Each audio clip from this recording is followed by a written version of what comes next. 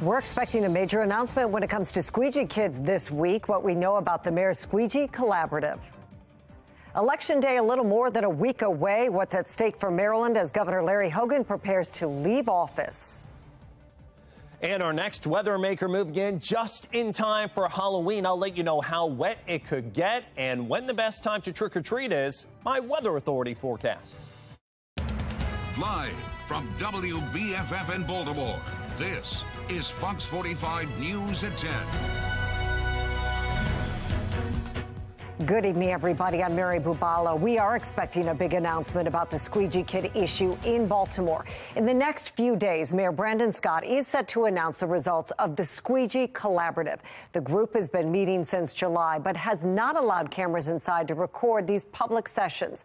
The Squeegee Collaborative came in response to the shooting death of Timothy Reynolds in July. A 15-year-old squeegee kid is accused of killing Reynolds. Since then, Fox 45 News has heard from several of our viewers about their own heated interactions with squeegee kids.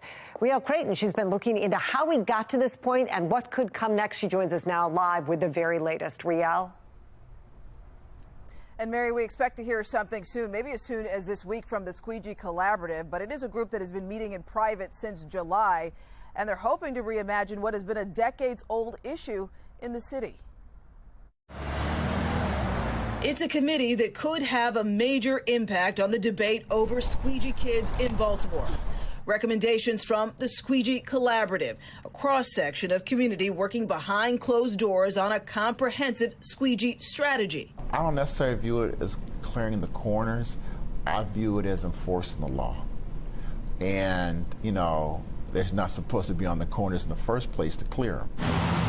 Earlier this month, presumptive city state's attorney Ivan Bates telling Fox 45 News in an exclusive interview it is the one potential area he and the mayor may not see eye to eye on. Split it with your friends, please. Tensions between drivers and squeegee kids higher, city officials feeling the pressure in the aftermath of the death of Timothy Reynolds, shot and killed by a squeegee kid in July after approaching a group of them with a bat. Stepping off that sidewalk, going in and out of traffic is illegal. And as far as I'm concerned, we cannot do that. Bates says if he has to, he'll issue citations. But in order to change policy on enforcement, it is something he says the mayor has to play a part in. I honestly say we paused that so we could listen to what the commission was really going to say. To dissuade another volatile squeegee-related situation, it's also meant hundreds of hours of overtime for Baltimore police. For months, extra deployment using officers to stand guard at known corners. From drivers to officials to squeegee kids themselves, all eyes on the incoming report expected any day now to provide some answers, some relief. And what we don't have is an exact time frame on when those recommendations are expected to come down. But we do know when they come. That list is expected to be presented to the mayor. Reporting live tonight in Baltimore, Riel Creighton, Fox 45 News. Riel, thank you. Well, Baltimore police say there have been more than 600 squeegee-related calls for service since July 1st. Earlier this year, we spoke with one squeegee kid who suggested that he and other squeegee kids could be carrying guns while standing on the corners and in the streets. Just this month, another squeegee kid told us if squeegee kids are removed from the streets, eliminating their source of income, there could be a price for the city to pay. So if y'all stop it, going to go back to robbing and killing, and there's going to be a whole lot of crime. So I'm letting y'all know that now. Like that man just said, if y'all going to stop this, make sure y'all got some jobs for these kids, because if y'all don't, it's going to be a rude awakening for y'all.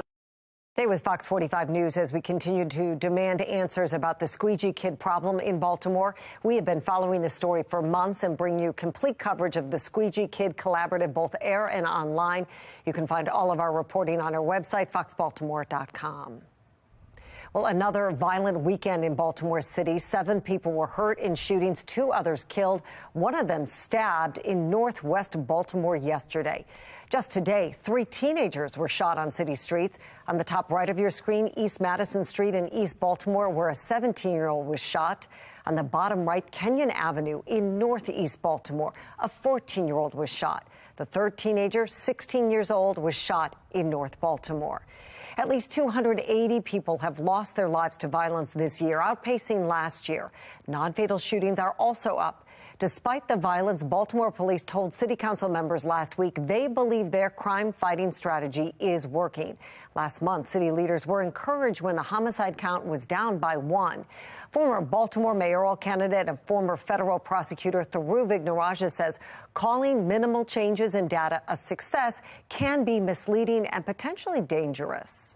They switched plans and they switched the goalposts. It used to be a 15% reduction in homicides year after year. Now, if we're not doing worse than last year, that's a success story. That's crazy.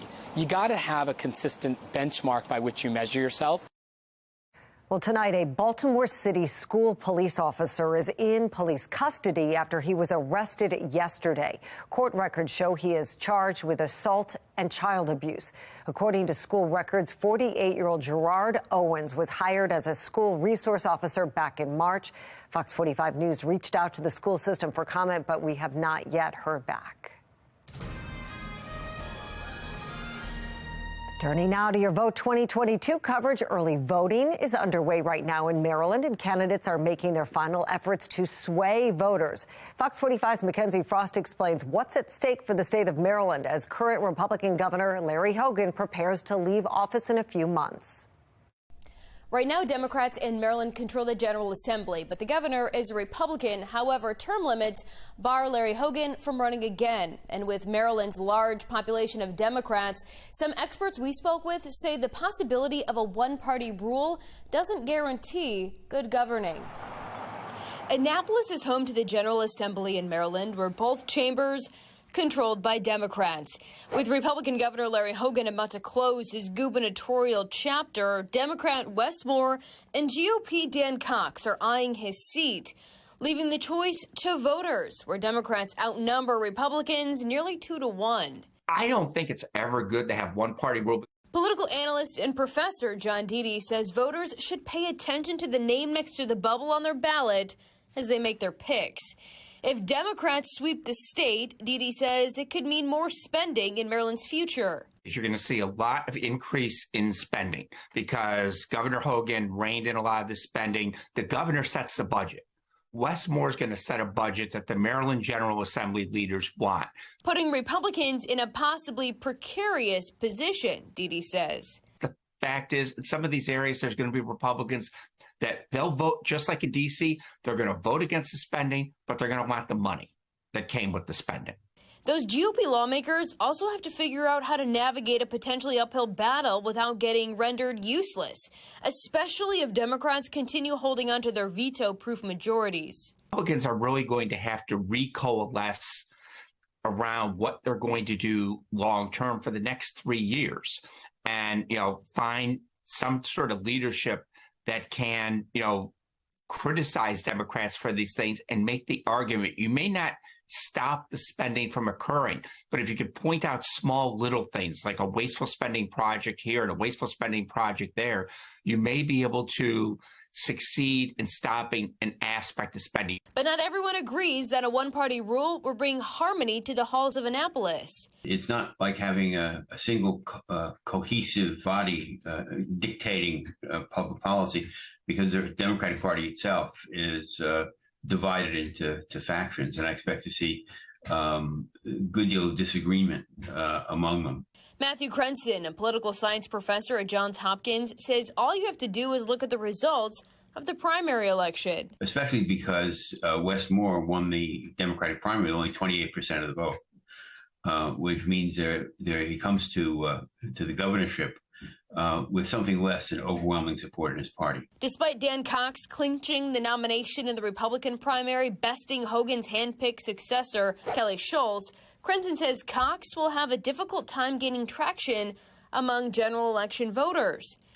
This is a solidly Democratic state, and there's no reason to expect it's going to change radically at any time soon. And Deedy says that's where looking to other seats to select another party may prevent Democrats from controlling the executive branch, legislative branch, and the purse strings, the state comptroller. This is where Barry Glassman on the Board of Public Works can be a last line of defense as far as for a lot of spending in the state of Maryland. But polling spells trouble for the Harford County executive. Latest numbers show Glassman trailing Learman 29% to 57%. With early voting continuing and mail-in ballots being dropped off, Marylanders are making their voices heard and their choices known, shaping the political landscape of the state, one decision at a time. The experts also say that Republicans could be facing another concern, which that is building up the bench to figure out who will run for the top-tier seats on the ticket in the next election. In Baltimore, Mackenzie Frost, Fox 45 News. We want to know what you think. Would one-party rule be dangerous for the state of Maryland? It's happened before. So far, 89% of voters say yes. Head to foxbaltimore.com/vote. Click on the Pulse tab to weigh in. Well, Baltimore City voters will get to decide how long their leaders will be able to serve. Question K will ask voters whether they think city leaders should be subject to term limits. If passed, the measure would cap the mayor, comptroller, and city council positions at 2 terms. Supporters say term limits would allow the city to usher in new solutions. We need to look at incumbency and see that it cuts off the advantage. It gives the incumbent an advantage, and it discourages new life, new blood, new ideas, and new candidates with new commitments to the community that they live in. Well, those who oppose term limits say they're designed to serve special interest groups, not voters. It is not a community-led initiative. It is a tool used by outsiders who do not care about our city or our citizens. This isn't the first time we've seen a push for term limits in Baltimore City. A bill was introduced in 2015, again in 2018, to put term limits in place. Both failed. But in 2018, then Councilman Brandon Scott said he supported the bill but raised financial concerns. Be sure to check out the Fox 45 voter guide for all of our reporting on the upcoming general election. Point your phone's camera at the QR code to take you straight there, or head to foxbaltimore.com/vote 2022. And planning ahead to trick-or-treating tomorrow, how to dress, what to bring. Well, of course, have your costume, but you may also need a rain jacket and an umbrella. Now, the good news is this year, the hat, the gloves, the scarves, that type of stuff, probably not going to need it. It's not going to be the hottest, nor is it going to be the coldest, nor will it be the wettest, nor, of course, not the snowiest either. But it will be close to average, but unfortunately, we will introduce a chance of showers, especially for those older kids trying to get out a little bit later in the evening. I'm going to plan it out on the future scan, let you know when the best time for trick-or-treating is, and some gorgeous weather coming thereafter. It's all in my Weather Authority forecast. Well, if you go trick-or-treating tomorrow night, we want to see it. Send in pictures and videos of your costume, decorations, or any other Halloween fun. Go to our website, foxbaltimore.com/chime in, or use the Fox 45 News mobile app. 2 shootings in Baltimore County overnight, what some sources say could have led up to a murder. In the final week leading into the midterm election, the economy remains top of mind for voters. I'm Christine Frizzell with a look at the latest signs coming up.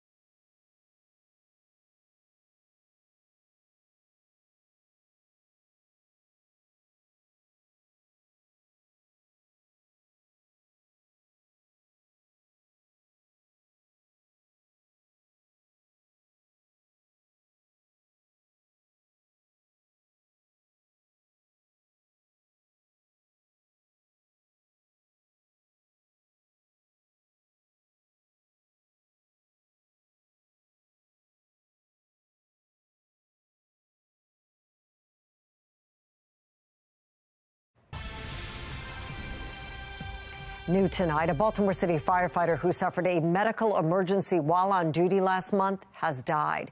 The firefighters union says Juan Wilson was an 11-year veteran of the department. They say he died this morning. The union says funeral arrangements have not yet been announced.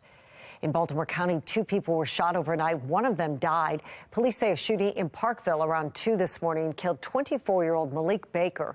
Sources close to the investigation say the death was apparently part of a carjacking. 2 hours before that, police say they found a person with a gunshot wound at the scene of a crash. Well, South Korea is in mourning tonight after more than 150 people were killed when a Halloween celebration got out of control. It happened Saturday night when a huge crowd surged into a narrow alleyway, trapping people in the middle. Witnesses say the streets were so densely packed, it was nearly impossible for first responders to reach those who needed help. No control about where you're going to move at times based on where the crowd pushes you. But there was a lot of panic and confusion. The music was loud. Nobody knew what was happening. That was the scary thing. And for us, we were like, what's going on? Like, from here, where we can go? There was no exit. Well, officials say the death toll could rise as dozens of people are still in serious condition. Well, we learned a few days ago that for the first time this year, the economy, it is actually growing. But that news was overshadowed by other economic indicators showing prices are also still rising. National correspondent Christine Frizzau brings us a snapshot of the economy with just over a week left before the midterm election. It fills the tractors to help make the food, then fills the trucks, trains, and ships that bring the food and the goods to a store near you. Now, diesel is in short supply. We are operating right now at unacceptably low inventory levels for diesel that, for example, are 50-60% lower than their 5-year historical average. Ahead of next week's midterm election, it's one of a growing list of worrying signs for the economy, which combined with the issue of inflation is the top issue for 50% of registered voters. It's death by 1,000 cuts for so many families who can't afford rent, gas, groceries, Halloween candy. Everything's so expensive, and the Democrats own it. That sentiment far different from this assessment from the U.S. Treasury Secretary in an interview with CNN. It continues to be okay. We have a very strong labor market. I don't see signs of a recession in this economy at this point. But recession is still a distinct possibility in the minds of many top economists and top CEOs. The former Treasury Secretary issuing this warning. We've got real challenges ahead. There continue to be arguments that inflation rates are going to come down, but we haven't yet seen them come down. The Federal Reserve, set to meet this week, is expected to raise interest rates yet again. At a time the average rate on a 30-year mortgage rose above the 7% mark this week. That means what it will cost you to borrow money has just about tripled in the last 12 months. The White House promising reprieve. The combination of what President Biden is doing and what the Federal Reserve is doing will, over the next couple of years, lower inflation to levels that people are accustomed to. But for those trying to keep up with everyday life, a couple of years feels like a long time to wait. I'm Christine Frizzau reporting. Well, here's a way out of that. The Powerball. You got to win it. The jackpot stands at a staggering $1 billion. It is only the second time in Powerball's 30-year history that the jackpot has hit $1 billion. 7 tickets matched 5 numbers yesterday, but not the Powerball. The next drawing is tomorrow. The biggest jackpot of all time was $1.586 billion. That was in January of 2016. Man, that'll buy us some Halloween candy. HG Radar showing us as we head into Halloween, maybe not so much of a jackpot forecast as the showers already are developing out to our west. Now, I don't expect any of this to reach the ground tonight, but this stuff that's all the way from the Ohio Valley down into Montgomery as you head into Alabama, as well as Memphis, Tennessee, all of that is moving our way. And it's a real shame because, honestly, after Halloween tomorrow, the weather gets super nice for the rest of the week. But, I mean, Halloween's not going to be a total loss. We are going to have some clouds overnight. And then for tomorrow, you may have to get some rain slickers ready. You see some of the yellows in here, so there are some moderate and heavier showers. I don't think a lot of those are going to make the trip into the mid-Atlantic and central Maryland, but there could be at least some light showers that do move through during trick-or-treat time, especially the later you wait, especially I think toward about sunset and beyond. And I'm going to show you on the latest computer model or future scan what we expect. Toyota Shinner Harbor Skycam right now, it's mostly cloudy, 52 degrees. Did have some of those clouds around, especially this morning. Then it just turns into a gorgeous afternoon. And now the clouds are coming back. Winds are calm, our humidity at 80%. Temperatures, well, here's the good news. Last night, they got down to about 36 frosty degrees at the airport. Not going to happen tonight with those clouds. Keep your temperatures closer to 50. We're running about 5 to 15 degrees warmer than just 24 hours ago. Now, if you wouldn't believe it, we still have the tropics going now, almost to Halloween. This is a potential tropical cyclone named by the National Hurricane Center today, and likely could become a hurricane, maybe a Category 1, but it will not, it appears, impact anywhere near us as it heads somewhere maybe toward Belize or potentially Mexico in the next several days. Now, the future scan says clouds overnight, temperature settling to right around 50 by early tomorrow morning. But here's the important time frame. Once the kids get home from school, notice the clouds at about 3:15 for your little trick-or-treaters at 5. Could see some sprinkles and light showers. That's a lighter green. Maybe a few more showers at 6:15 and 7:30. Again, it's kind of on and off and fairly light. But after sunset, after about, say, 6, 7 o'clock, that's what we have to watch. And the later trick-or-treating, hopefully wrapped up by about 10, 11 o'clock at this point. But that's when we could start seeing some heavier showers approach. So 49, mostly cloudy for tonight. 65, mostly cloudy with showers toward dusk tomorrow. Hopefully you get most of this trick-or-treating out without a whole lot of problems here, but I'd have some interior plans or indoor plans ready, or at least some rain slickers ready here, especially if you're thinking of heading out right around sunset or thereafter. Spotty morning showers on Tuesday, and look at these low to mid-70s all the way thereafter. Dry skies into next weekend. Jonathan, thank you. Progressive prosecutors under fire as crime becomes a top issue this election season. What's happening in Philadelphia, how it could impact the whole nation. And still ahead, the push to get voters to the polls, the message one group has for anybody thinking about sitting out this election.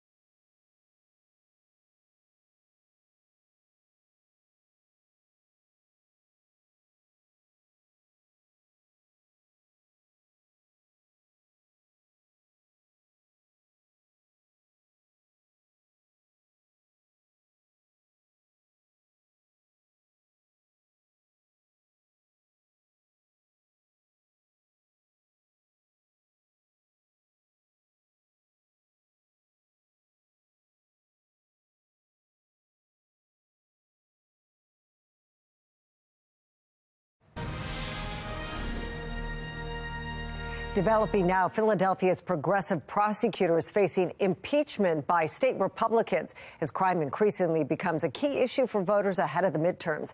National correspondent Kayla Gaskins has more. Articles of impeachment against Philadelphia's top prosecutor officially drawn.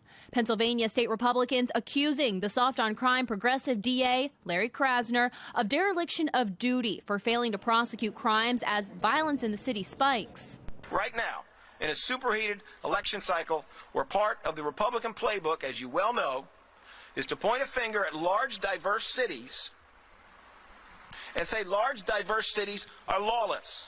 What we see here is the same old playbook, which is about coded and racist messaging. Rising crime nationwide, producing backlash for progressives. San Francisco recalling their own soft-on-crime prosecutor, Chesa Boudin, earlier this year. The progressive district attorneys, they've decided that they can change the law by just not enforcing the laws that they don't like. The people that voted for them wanted reform. They wanted things to get better. What they got was everything getting worse. Polling shows voters place crime as a top issue this election season, turning some Democratic strongholds into unexpected battleground races. The New York governor's race getting too close for comfort. Democrat incumbent Kathy Hochul shifting focus, presenting herself now as tough on crime. You deserve to feel safe. And as your governor, I won't stop working until you do. But even some of her fellow Democrats, like New York City Mayor Eric Adams, say Hochul's limited bail reform policy, her main tough-on-crime talking point, does not nearly go far enough. Her challenger, Congressman Lee Zeldin, catching up in the polls, promising to immediately remove Manhattan progressive DA Alvin Bragg from office for failure to enforce criminal laws should Zeldin win. If current crime trends continue, more so-called soft-on-crime politicians likely to find rocky roads ahead. In Washington, I'm Kayla Gaskins. Well, here in Baltimore, City State's Attorney Marilyn Mosby is considered a progressive prosecutor. She lost the primary election by a wide margin, something the likely next City State's Attorney says shows Baltimore City residents weren't happy with Mosby's policies. Do you think that that's an indication that the city was not on board with her policies, did not agree with how she was handling crime and violent crime in the city, and they're looking to you to really make a big change? Yes, I definitely believe that. I mean, look, if you take all the votes that didn't go to her, that's almost 71% of the city said we want a new direction. Ivan Bates maintains he will reverse Mosby's prosecution policies, but he also doesn't support mass incarceration. You can find our full interview with Ivan Bates on our website, foxbaltimore.com. New details in the attack on Paul Pelosi, what we're learning about the suspect.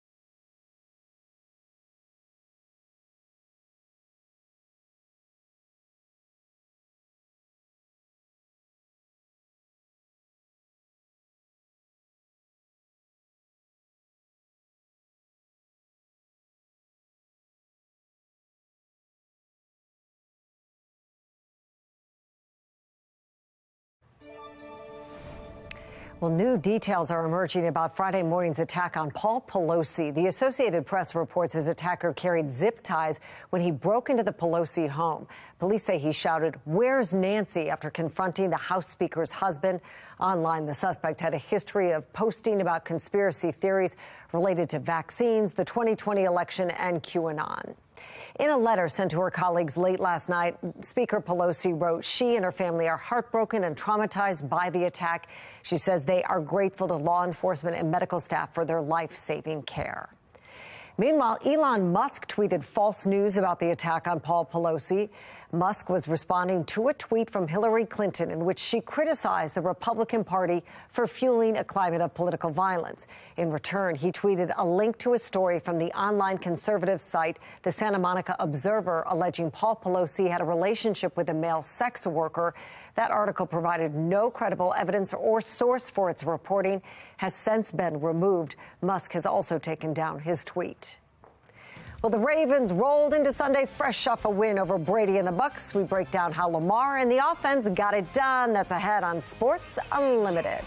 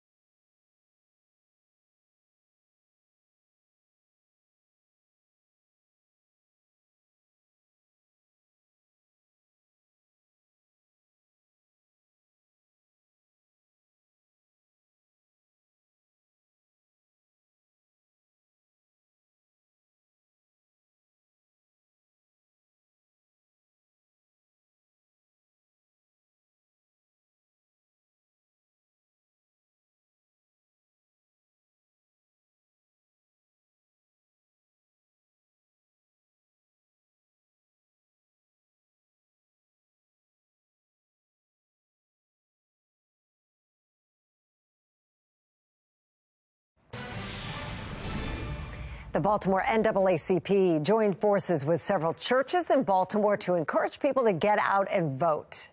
If there's folks out there who are thinking about sitting out this election, we encourage them not to. Their vote is their power. And we tell folks all the time, individually, your vote may not matter, but collectively it does. So when you show up to the polls, don't show up by yourself. Bring your friends, bring your family, bring your community members, because it's important that our entire communities are represented. Early voting is underway right now until November 3rd, the day before Election Day. Well, the B&O Railroad Museum is celebrating Halloween with its annual Pumpkin Patch Express. Families can wear their costumes for a train ride to the First Mile stable to meet the horses and decorate pumpkins. You have one more chance to ride the Pumpkin Patch Express on Halloween. That's tomorrow at 11 a.m. Well, that's all for the news at 10. I'm Mary Bubala. Thank you so much for watching. Rocco DeSangro is here now with Sports Unlimited. Rocco? Yeah, Mary, thank you. The Ravens get to enjoy a Sunday off after a Thursday night win over the Bucs. Must be nice. Maybe you don't have Amazon Prime. Maybe you were stuck at work. That's okay. We're going to break it all down on Sports Unlimited. Quick turnaround for the Ravens, and it showed. Sluggish to start the game, unable to get anything going, and a first-half performance so bad, you'll never want to see it again. But Lamar Jackson and the offense woke up in the second half and looked like a completely different team, quite literally running over the Buccaneers' defense in the 27-22 win. And while the Ravens did get the victory, they lost a few players in the process. An update on Mark Andrews, Rashad Bateman, and Gus Edwards coming up next on Sports Unlimited.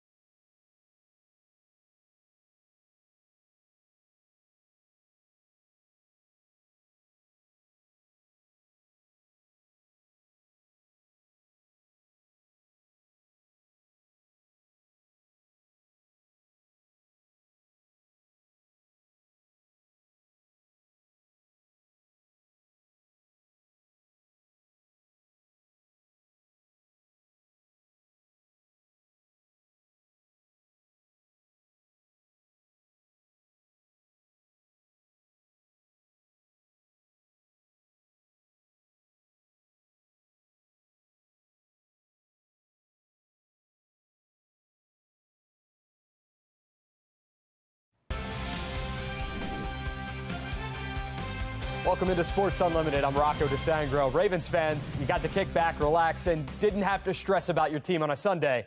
Instead, you did that on Thursday. From one of the worst halves of football this season to one of the best, the Ravens eventually got it going against the Bucs. Here's how it all went down. Brady and the Bucs, Lamar and the Ravens, the only two unanimous MVPs in NFL history, squaring off for just the second time. Ravens' first drive of the game, it would stall. Rookie Jordan Stout on to punt. He booms it.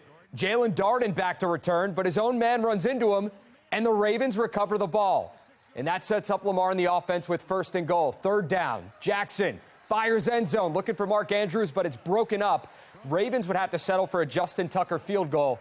He's good from 22 yards out. Ravens take a 3-0 lead. Brady and the Bucs with the ball now. 1st and 10. The pass sails over the head of Cade Otton, and it's nearly picked off by Marlon Humphrey right through his hands. Missed opportunity for the Ravens defense. Bucs would take advantage later in the drive. Leonard Fournette in for 6. 7-3 Bucs. Ravens back on 0. Facing another 3rd down. Lamar scrambling. Throws. Can't get it to James Prochet. And the Ravens would be forced to punt again. Bucs would take a 10-3 lead. Ryan Succop's field goal from 31 yards out. That's good. Baltimore had just 15 yards of total offense after 1. Yuck. To the 2nd. 2nd and 13. Lamar to Mark Andrews. He was involved after being held without a catch against the Browns, but he would leave the game after making this catch and would not return with a shoulder injury. Ravens would end up punting on that drive, but they get the ball back. Another red zone opportunity. 4th and 2, and they keep the offense out there. Jackson's pass intended for Demarcus Robinson, broken up by Jamel Dean. Turnover on downs. Lamar threw 30 times in the first half. I did not make that up. That's a real number. Before the half, Brady dropping back. Justin Houston in for the sack. And with that, he makes Brady the most sacked quarterback in NFL history, breaking Ben Roethlisberger's record. Ravens trailed 10-3 at the half. Rashad Bateman would not play in the second half due to a foot injury, so no Bateman, no Andrews, but this was a different Ravens team coming out of the locker room. Scoring on its first 3 offensive possession, Lamar finding Kenyon Drake on the 5-yard score that tied the game. Less than 15 seconds to go in the third. Lamar to Isaiah Likely, the rookie tight end. He's stepping up with Andrews out. First career NFL touchdown, finished the game 6 catches, 77 yards in that score. So the Ravens take the lead to the fourth. Run game was working wonders. Ravens totaled 204 yards in the second half. Gus Edwards, a big reason why, but he would leave the game with a hamstring injury after this run. Would not return. Later in the drive, they go back to the run. Devin Duvernay on the end around, 15 yards on the score. Bucs and Ravens would trade field goals. Ryan Suckup, 26-yard attempt. That's good, makes it a 1-score game. Justin Tucker says, we're not doing that. 30 yards out on the money. Puts the Ravens up 11. Brady and the Bucs would find pay dirt with 49 seconds left to cut it to 5. But the Ravens would recover the onside kick. Check out who's got the ball. Isaiah Likely, the rookie. He says night-night. Ravens beat the Bucs 27-22 to move to 5-3 on the year. After throwing the ball 30 times in the first half, Lamar Jackson with just 8 attempts in the second half. He finished the night 27 of 38, 238 yards passing, 2 touchdowns. Brady, 26 of 44, 325 yards, 1 score. Didn't look great early on, but the Ravens turned it on in the second half en route to their 5th win of the year. Well, I just think it was a team effort, and you say a team effort, I would kind of include the fans in that too, just an all-around team effort. I mean, we had a lot of fans here. When they shouted the O to start, it sounded like a home game almost. I mean, I don't know what the numbers were, but they were loud and they were into it the whole game, and it really helped us. I thought it really boosted us because this was kind of a fight to the end kind of game from an energy standpoint in terms of not wearing down. So the Ravens looked terrible in the first half. After 1 quarter to play, the offense had just 15 total yards, -5 yards rushing, and they were 0 for 3 on third downs. By half, Lamar Jackson had thrown the ball a total of 30 times. Coming into this game, he averaged about 28 attempts per game. But John Harbaugh, he said it was all part of the plan. We had a plan going in terms of how we were going to try to approach this game, and it really laid out exactly how we had anticipated in terms of what we called, when we called it, in terms of the run-pass ratio. I thought we'd do a little better than 3 points. I mean, we all thought we'd score a little more than 3, but their defense is tough, and we couldn't just get going with first downs and get any drives extended, but that was how we planned on doing it. So I don't know what was said in the locker room at halftime, but the Ravens went from half asleep to fully energized. It's like the pre-workout kicked in, gave them a little bit of a boost. Touchdowns, not field goals on their first 3 possessions of the second half. And they got back to the run game, steamrolling the Bucs defense and what was probably this team's best second half performance all season long. There's nobody in the locker room screaming. Nobody's upset. Everybody just kind of locks in, talk about what we need to do, and come out and try to do it in the second half. And, we were able to finish again. Fourth quarter, we talked a little bit about that. That was nice to see. So I'm proud of our guys that way. And I think Lamar, to your point, probably does lead the charge with that. Nothing major. That's what we do. You know what I'm saying? Don't panic. It's 4 quarters for a reason. You got to play all 4 quarters. Just got to keep fighting, continue to do what we do. I'm saying you go in there, you make corrections off the things you were doing wrong in the first half, and you're making adjustments. I think offense did that. You saw the adjustment they made, and I think defense just kept playing ball. While the Ravens got the win, they did lose a few guys in the process. Mark Andrews, you see him walking off the field there, left the game in the first half with a shoulder injury and did not return. That was the case with Rashad Bateman as well. He's dealing with a foot problem. And then early in the fourth, Gus Edwards, he left with a hamstring injury. Harbaugh had updates on all 3 of them after the game. They are not serious. Rashad was a tweak of what he had before, and Mark is not a serious long-term injury. Gus with a hamstring, it doesn't look too bad, but we'll know more tomorrow. So Bateman and Andrews, not serious. Same goes for Edwards. According to Ian Rappaport of NFL Network, he's reporting that the hamstring injury Edwards suffered Thursday night is described as minor, according to one of his sources. If he does miss time, it's likely just a week or so. So that's great news for the Ravens. Speaking of likely, how about the game Isaiah Likely had Thursday night? 6 catches, 77 yards, and his first career touchdown right there. And on top of that, he recovered the onside kick to seal the game. Likely stepped up big when Mark Andrews went out and got one of the game balls in a night that he'll never forget. It felt great. I mean, always giving thanks to God and just really living in the moment. I mean, my motto is just being where your feet are, not dwelling on the past, not living too far in the future, and just being where your feet are and playing every play like it's your last. When they both went down, they're a big piece of our offense, so you look at your brother and you look how, they want to be out there with us, so you really want to lift their spirits up and show them that we're going to do it for them. even the inexperienced players stepping up. There is some serious talent. I'm telling you, man, this rookie class is really good, and it's really impressed me so far through 7-8 weeks of the season. I mean, Marlon Humphrey was calling Likely Baby Gronk on Twitter. So Isaiah Likely's big game, that's one of many topics we talked about on the newest episode of Flock on Fox 45. Apple, Spotify, basically anywhere you listen to your podcasts. Download it, like, subscribe, and leave a review. We'll drop a new episode every week. We also talked about this after the win. That's Lamar Jackson holding up a fan sign that said Ravens, pay him now. And he found the fan in the crowd, autographed the sign, and dapped them up. Jackson, he's currently playing under the final year of his rookie deal, perhaps sending a bit of a message to the Ravens front office. Our Twitter question of the day, since we're in the Halloween spirit, which Ravens rookie has been the biggest treat to watch throughout the first 8 games? I'm on Twitter at Rocco DeSangro. Let me know what you think, and I'll have some of your replies later in the show. It's about that time to check in on the rest of the AFC North. Bengals and Browns, they don't play till Monday night. Steelers enter the day 2-5, and they'd end the day at 2-6. Pittsburgh battling the undefeated Eagles in the battle for the Keystone State. Steelers secondary had its hands full with A.J. Brown. He has an always open sign hanging above his locker. Well, you can see why. Steelers would tie the game on a Chase Claypool touchdown. That's a pass to Derek Watt right there. You don't see that too often. But A.J. Brown had 3 first-half tuds. Steelers get smoked 35-13. Here's Mike Tomlin following the team's 2nd straight loss of the year. Some fundamental things are falling short. We got to keep a lid on it. If you don't keep a lid on it in the NFL, man, you don't give yourself a chance to play. We didn't do that.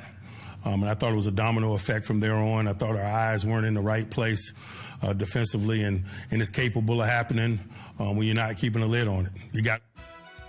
So this is what the AFC North standings look like right now. The Ravens and Steelers have already played. Ravens sitting on their perch, looking over the rest of the division at 5-3. Bengals 4-3. Browns 2-5. Steelers 2-6. Browns and Bengals, they get after it on Monday Night Football. The backup quarterback bowl this afternoon in Indianapolis. Taylor Heineke for the Commanders. Sam Ehlinger making his first NFL start for the Colts. Final minute, Commanders down 6. Heineke, deep ball to Terry McLaurin. It's a 50-50 ball, but McLaurin comes up with it, a homecoming for him. He's from Indianapolis and makes that catch. Unbelievable. Next play, Heineke going to keep it himself and scores. The Commanders win at 17-16. They've won 3 in a row to improve to 4-4 in the year. Ravens get the Saints next on Monday Night Football. Alvin Kamara went off in this one. If you had him and A.J. Brown on your fantasy team, you won your matchup. I don't know what to tell you. You won. 3 touchdowns on the day for him, and the Saints' defense was on another level, handing the Raiders their first shutout loss in nearly 8 years. New Orleans wins big, 24-0 the final score. I think this is the first time we really kind of put 3 phases of the football game together, and I think that's the type of team that we're capable of being. We got to be more consistent in being able to do that, but it's a big win for us. We get a little bit of momentum. NFC South showdown between the Panthers and Falcons. Desperation time for Carolina. Down 6. Time's ticking down. P.J. Walker airs it out. Check out this dime to DJ Moore, and he's in for 6. But the former Terp gets flagged on the score for taking his helmet off. Touchdown counts. Panthers push back on the extra point, and Eddie Pinheiro misses it. This one would head to OT, and in overtime, Younghoe Koo from 41 yards out wins the ball game. Falcons beat the Panthers 37-34 to move into first place in the NFC South. So the Ravens get the Saints next. The Panthers after the bye. Might as well keep going down the schedule, right? Broncos taking on the Jags in London. Travis Etienne gives Jacksonville the lead late in the 4th, but the Broncos would battle back. Could Russell Wilson lead the game-winning drive? Connects with KJ Hamler for the big pickup. Former Raven Latavius Murray is going to give Denver the lead, and the Broncos go on to win. 21-17 the final score. Still ahead on Sports Unlimited, Maryland women's basketball opens the season November 7th on the road. We chat with head coach Brenda Frese one-on-one. Plus, another week of college football is in the books. What Damon Wilson had to say following Morgan State's big win.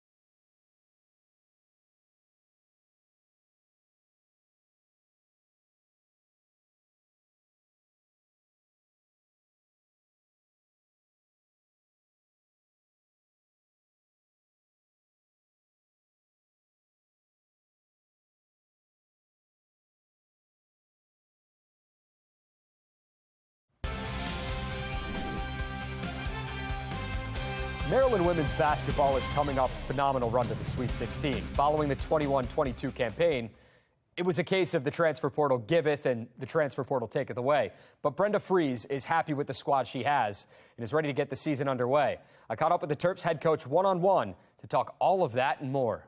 You know, just grateful, obviously, to have a phenomenal staff. It's kind of top down when you talk about your staff and that leadership, and then being able to attract the right players that fit your team, your culture, and your program.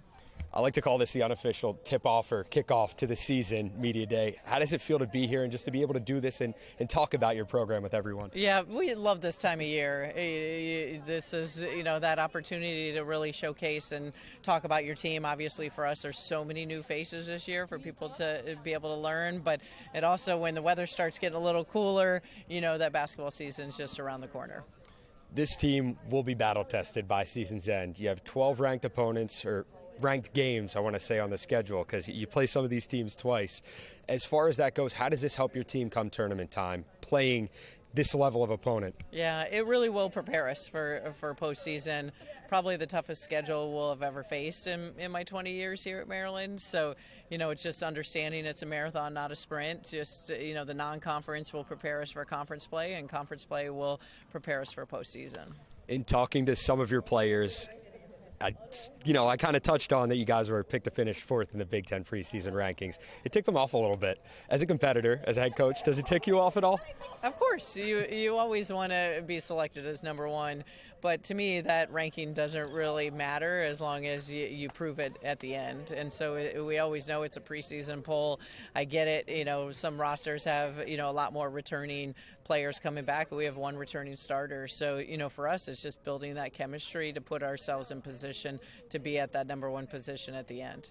That returning starter, it's Diamond. So, of course, with her healthy, Cheyenne in the backcourt as well, what is this backcourt capable of, and this team with those two kind of running the show? Yeah, just really athletic, you know, two scoring guards. You know, I love the fact that Shy wants to set the tone with her defense and her motor and her energy. But, you know, just the fact that they're really versatile, they can help us in a lot of positions.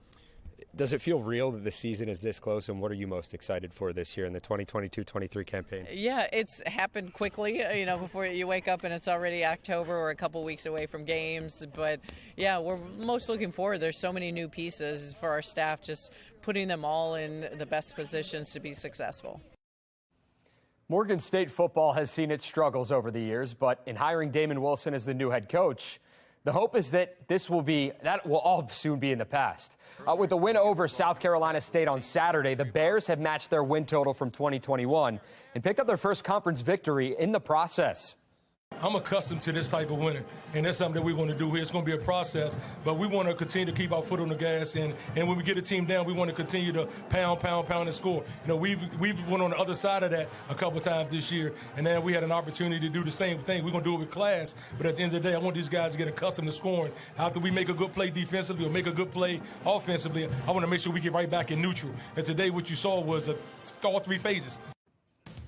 Still ahead on Sports Unlimited, we'll recap the Ravens' 27-22 win over the Bucs as the team shifts its focus to the Saints.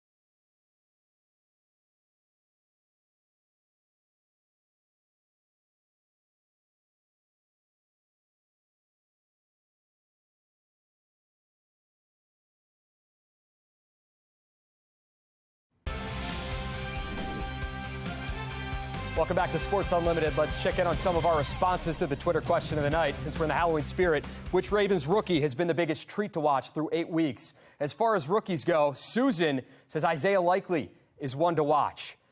Tyler Linderbaum, Jordan Stout should have been Kyle Hamilton, but he's finally getting it together. Likely looking good. That's Danny Farnsworth. Angela, Hamilton for sure. We do have players that pull us through in the end. We are lucky to have them. Happy Halloween, everyone. Caw-caw. I'm never doing that again. I'm giving love to Jordan Stout. He's had some impressive punts. He's only going up from here. The punter getting some love. You can tweet me at Rocco DeSangro, your responses, and join in on the action. So one of those rookies mentioned had a huge night. That's Isaiah Likely. Slow start for the Ravens. Terrible first half for the team.